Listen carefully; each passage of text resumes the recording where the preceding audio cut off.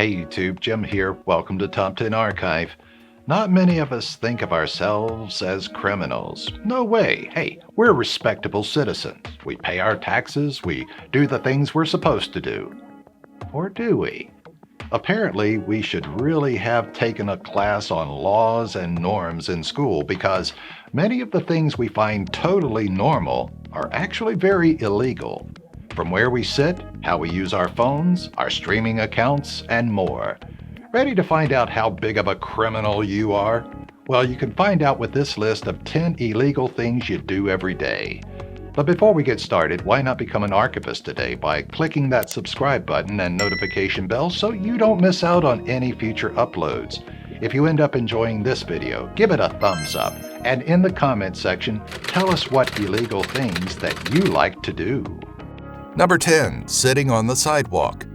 I can't be the only one who has taken a seat on the curb after a long walk. It's right there, it's perfect for sitting, and unlike benches, there's one on every street. Who knew this was actually illegal? In fact, more than half of American cities have laws against sitting or lying down in public.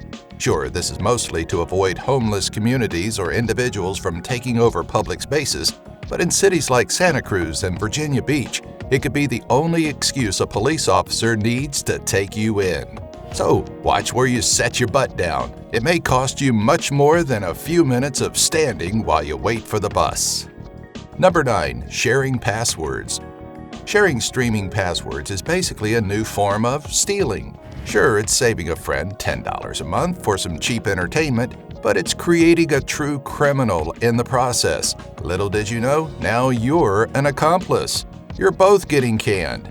Kidding. Though it is a federal crime to share passwords for these services, it's unlikely that anyone is going to prison for it. I mean, we'd all be in prison in a huge Netflix wing if that were the case. Try and stop me, Netflix. You can't put limits on how I show my love. Oh, come on, people, just don't do it, okay? Number 8. Not updating your driver's license.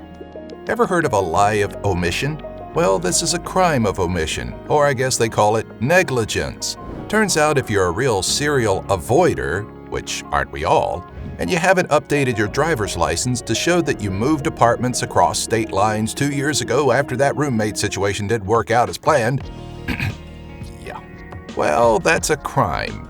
Again, you're not going to take on orange overalls as a new uniform, but you are going to pay a hefty fine. So add that to the moving to-do list. Pack, check. Unpack, check. Go back to get your dog that you forgot. Oops. Check. Stop by the DMV. Maybe later. Number 7. Poker night. Illegal poker night? Here you thought you were just bonding with your friends, didn't you? Just have your buddies over, have some drinks, throw some money on the table. No big deal, right? Wrong. If you've got friends who are balling, that is. The Illegal Gambling Act of 1970 says if your poker table has a revenue of $2,000 or more, you're breaking the law. So be careful next time you're trying to think of new and exciting things to do with your friends without going to the same places as always. You could go from Texas Hold'em to Texas Won't Let Me Go real quick if you're close to payday. Number 6. Writing disturbing material. Guilty. Just check out our videos on scary hospital stories. Some states have laws against writing material that could unsettle readers. The law isn't super well known, and in fact, a high schooler from Oklahoma found out the hard way after a short story he wrote on his school computer got him in some deep trouble. Who else wants to find that story immediately? If you find it, drop it in the comments. Number 5. Stop signs are for squares. And cars, of course. If you're used to cycling, you've probably skipped more stop signs than you can count. Every single one of those is going to be a year in prison, sorry to inform. Just kidding.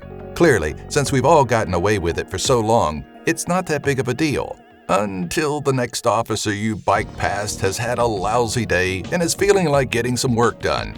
Then it is a big problem, and you're going to have to find a good excuse because "I'm about to have a baby" isn't going to cut it on a bicycle.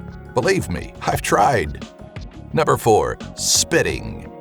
Okay, this is hopefully not something that you do every day. However, we've all had uncomfortable throat things happen, and you feel like whatever is clogging the pipes needs to go ASAP. If you do get that urge to hawk it up, think twice. The state of Massachusetts, New York City, and other U.S. cities will come after you hard for spitting in public. These laws are old and were really meant to stop the spread of disease, which does make perfect sense. It's still valid today, though not nearly as enforced as it should be. Number 3. Using public Wi-Fi. There's not a single person watching this that hasn't connected to a strange, unsecured Wi-Fi network. I mean, what else do you do when you're in need and you see that one network, the door to all things you need, wide open? You wouldn't be human if you said no to that. Turns out there's a name for that: piggybacking. Also, it's illegal. In Michigan, a man was actually arrested for checking his email from his car using a coffee shop's network. He was charged $400 and assigned 40 hours of community service. Number 2. Throwing out cell trash.